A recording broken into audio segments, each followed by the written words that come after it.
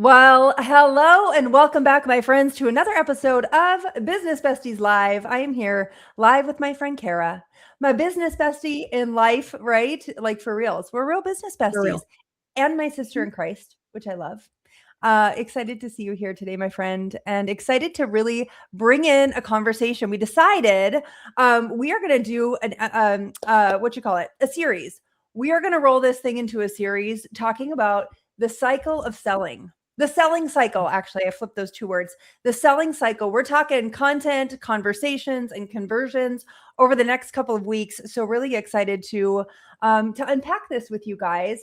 To give you a little backstory on Business Besties Live, just in case you don't know us, Mindy Baxton here. I've been a social seller for the last 7 years, built some incredible businesses, and love to coach women and mentor women along with my friend Kara, who that is how I met Kara, through a coaching program. Kara, if you want to tell them a little intro on you, and then we'll just kind of get this party started. Yeah, so I have been in the business space now for over 16 years. My son just turned 16 in December. And so about 16 years now. And I've had everything from an Etsy shop to an in-person paint studio. I've had e-commerce business, subscription boxes. I've done a little bit of everything. And what I've realized is what I really love is helping women grow their businesses with the systems that automate. Because that's what I'm really good at. I'm really good at combining the tech and the strategy. And so Mindy and I actually came together, and I want to share something real quick, Mindy. This was totally not, I didn't prepare you ahead of time. Yeah, But in my okay. Bible study this morning, I was reading about David and Saul. And I don't know how many of y'all know, but David had a son named Jonathan. I'm sorry, Saul had a son named Jonathan. And when Jonathan and David met in front of, it was at King Saul's throne, basically, their hearts were knit together immediately. Like upon meeting, the Lord knit their hearts together. And I really feel like that has happened with Mindy and I, and that's kind of how our friendship was formed. Like, we don't just share the good, we share the bad. We share I need you to hold me accountable for this. I need you to help me pray about this. I need you to point my heart back to the Lord.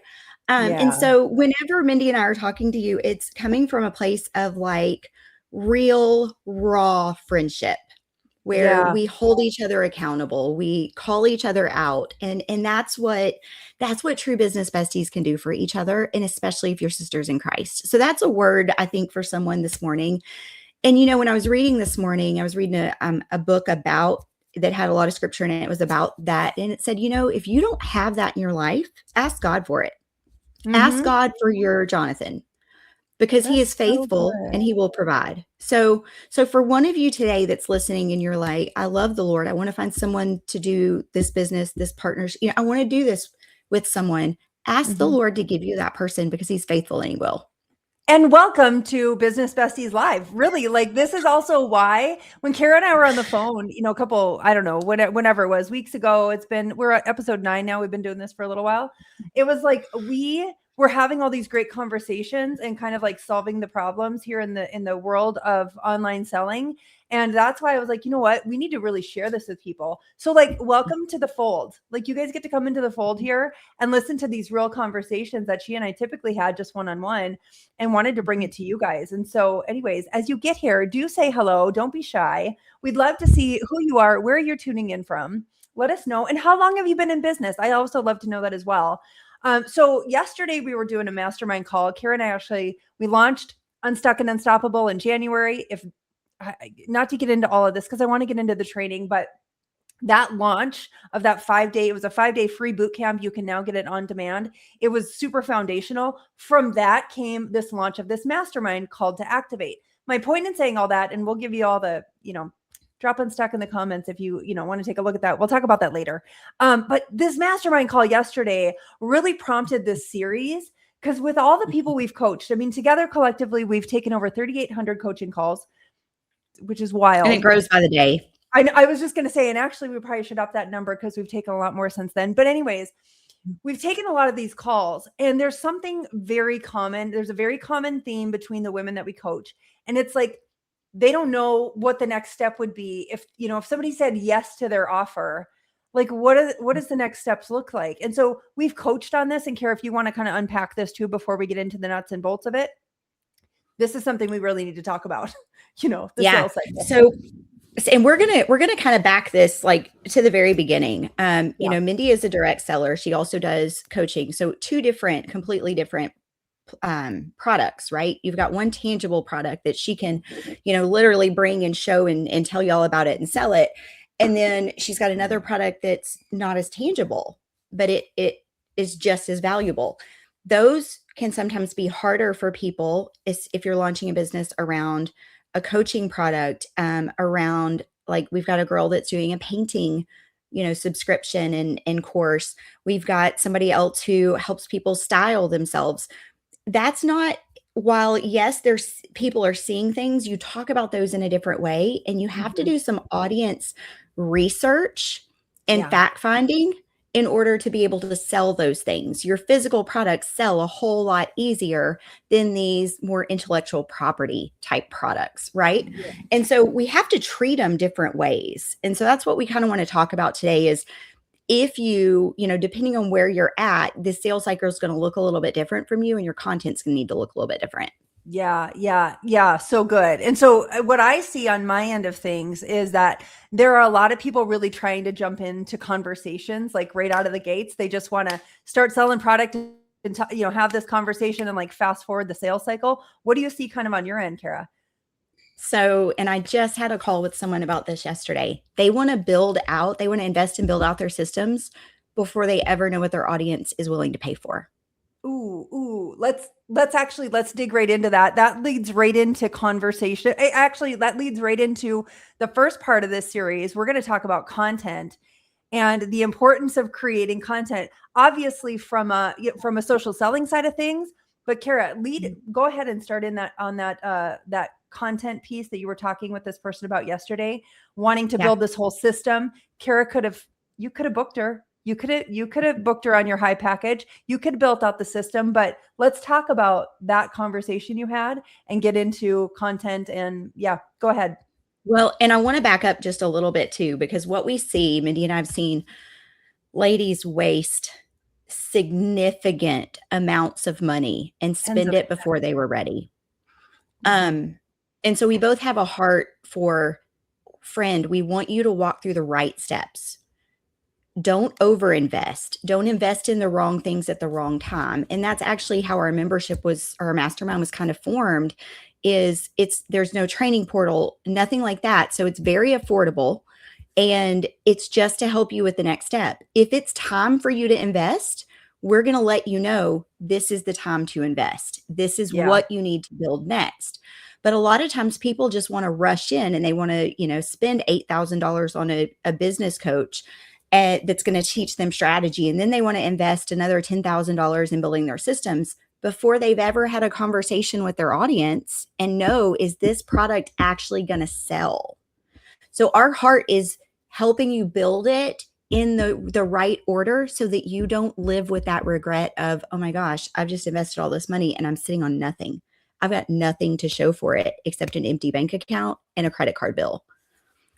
Oh, dude. I was going to say, raise your hand in the comments if that's been you. You don't have to. I know that's your husband might be watching your Facebook page, so maybe don't do that. But I think we've all been guilty of it, thinking that one thing, if I spend this 10K, it's going to fix everything. And that's what we really want to talk to you guys about too, is I coined the phrase, the course before the horse. You've built the course. You've got the infrastructure and all of that is all ready and it's all pretty and it's all great. But the horse, the audience is dead. You don't have an audience. And so to Kara's point, what she was just talking about, she told this lady, listen, like, you haven't even had a proof of concept yet on social media, right? Creating conversations and content that creates conversations, which is what exactly we're going to get into here now, what that looks like. So we can give you guys tangible advice and some practical steps on what exactly we're talking about and how to know when that time is right to go, you know what, we're going to pull the trigger now. Now I've proved this concept. Now it's time to invest for the technical side of things and the strategy to get that into action, right? Yeah. So let's talk for just a second. So I'm going to real life. This literally just happened yesterday. The person that I was working with, she knows, likes, and trusts me. We've been working together now for a year and a half, maybe 2 years. And she came to me. She goes, "Hey, I need to get on your calendar. I want to talk." So we get on the calendar, we get on our appointment, and she's another woman of faith. And she looks at me and she says, "Kara, for the last year and a half, I've been nickel and diming all of the tech things trying to build myself. I bought this program and this program. What I've realized is I just want someone to do it for me." Okay, friends, that is my absolute ideal client, right? Yeah. Yes. Somebody that comes that has been doing that, like that is just the definition. If you read through my ideal client, that's who it is. So I said, but this is one of those things that I feel like as a woman of faith, integrity is super important. Yeah. And it's going to affect how people relate with you, but it's also going to affect your witness and how people relate with Christ. Okay. If you're out here claiming to be a believer, but yet you are closing sales and taking money that you have no business taking because that person's not ready, there's an integrity issue, in my opinion. We don't just close a sale to close the sale. So I asked the person yesterday, I said, "Okay, so let me ask you some questions. How much time do you have to dedicate to your business right now?" And she said 10 hours. And I looked, I stopped, I got deeper, and I go, "Really? Do you really have 10 hours?" She goes, "No, I probably have 5 max." Yeah. Okay, so now we're getting real. Okay. Now we're getting real. And one thing I want to say to you is, and this is something it took me a lot of years to learn, if you treat a business like a hobby, it's going to pay you like a hobby. Correct. If you have 5 hours a week to work, it's always going to pay you like a 5-hour a week job. Mm-hmm. The only time you can get to that scale, working less hours, is after you've built that business, you've put the passive income systems in place, and you're able to scale back. But in the beginning, there's no, this is going to work in 5 hours a week. Okay. Right. But you can start building in 5 hours a week. So my message to her was, "Friend, you're not ready to build a system because right now you're not even creating conversations and content in those 5 hours a week that is getting your audience to talk to you to find out what they need from you and what they were willing to pay for." Mm-hmm. So we could go build something. We could build what you think is the perfect course, membership, all the things. Right. But if you have not validated that it's going to sell, you are going to end up with an empty bank account and a bunch of sadness and regret. Let's talk about that. Let's talk about that. Validate it. So you've got something, that what your messaging is, or what your course, the problem that it solves, that you have something valuable to sell. Like, let's have that conversation. I think that, again, to my point, too often we see, right, they're building the course and they're building all these things without testing that. So let's talk about really what that looks like. It's not posting just to post. No. It's not just throwing content up, hoping like something sticks. It's most certainly, listen, to those of you that are building a business online, it is not just randomly sharing random content. Like, if you really want to build a successful online business, regardless of what you're selling, you've got to be intentional with the content you're creating, right? You got to scratch an itch. You got to talk about solving a problem. Like, there needs to be some consistency in that. And the beautiful part of this is content is a skill set. Content creation is a skill set. It is an ever evolving skill set. Like, I don't think that we ever arrive. Do you, Kara? Nope. Nope. I think that it's an ever evolving thing. And it really, again, in this landscape of social selling, I will say this. My content has been all over the place before. As I continue to grow, as I continue to take action, I decide, you know what really do I want to be known for? What really do I want to, what solution really do I want to provide? And I think that's an evolution. At least it has been for me in my 7 years of social selling. What do you say to that, Kara? Yeah. So and we were just talking about this yesterday on the mastermind call. Content is always changing, not just getting clearer with your messaging, but the types of content. Yeah. So what worked on Instagram, Facebook, YouTube, Shorts, TikTok 6 months ago isn't working now. What's working today is not going to work in a few months. People's attention spans are short, but so is the type of content that you're creating. So just as soon as you get in this rhythm of creating a certain type of content, maybe it's text over B-roll, or maybe it's carousels. Here comes the algorithm changing things and people getting bored with that piece of that type of content. Now you got to learn a new type of content. So we were just talking about this yesterday. There's a girl that I follow that she's always ahead of the trends. And she was like, we've been conditioned to record our videos like this on Instagram. She goes, about to start like this. Okay, friends, if you've been collecting B-roll for the last 2 years like this, guess what's about to happen? You're going to be re-recording. Yeah. You're going to be re-recording. And to that, I say, and I know sometimes it can be overwhelming for some people too. Like, what is the right way to do the right thing to take the next right step? It really is not about that. I mean, granted, things are always changing in this landscape, like Kara just said. It's literally landscape. That was a pun. Yep. Anyways, don't sweat it, but just understand, as entrepreneurs, we got to roll with the punches here. We got to roll with the punches. But I do want to talk about real quick. I want to get into social selling mistakes, and you can talk on the e-com, the course creator kind of mistakes that people are making in their content creation. And I'll go back to kind of what I already alluded to a bit, but posting without direction or really thought around it, like just posting to post, right? You're talking at people instead of talking to people. And then another mistake that I see some of you make is that there's no invitation into a conversation. When you guys start posting on social media, or as you continue to post on social media, I want you to think about, how can this spark a conversation? So like I said, on the social selling side of things, that's some of the stuff that I see that mistakes are being made on the content creation side. Kara, what do you see on like the e-commerce course creator side of things? Well, I think getting to the, hey, comment 297 for the link to buy my such and such, when you haven't built a relationship and that such and such is not organically selling. What you actually need to be doing is, hey, my DMs are open, or comment below if you want to get on my calendar, if you want to have a conversation. Is this something that you're struggling with? Let's talk about it. Let's see, what we can do to help you with that. Those conversations are going to lead you to exactly what you need to create based on what your audience is struggling with. They may be struggling with something that you don't even realize, and you've completely bypassed that and gone to another solution when you need to back it up and make them aware of the first problem. Yeah. Right? Yeah. Yeah. So good. So we're going to get into what content should actually do. Like when you're creating content, what should actually the results be of the content that you're creating? And so there's 3 types of content really to focus on here. Number 1 is the problem aware content. And again, I want you guys to be really mindful as you're on social media. I want you to think like a marketer and watch other people's content. So this problem aware content, you're going to recognize very quickly.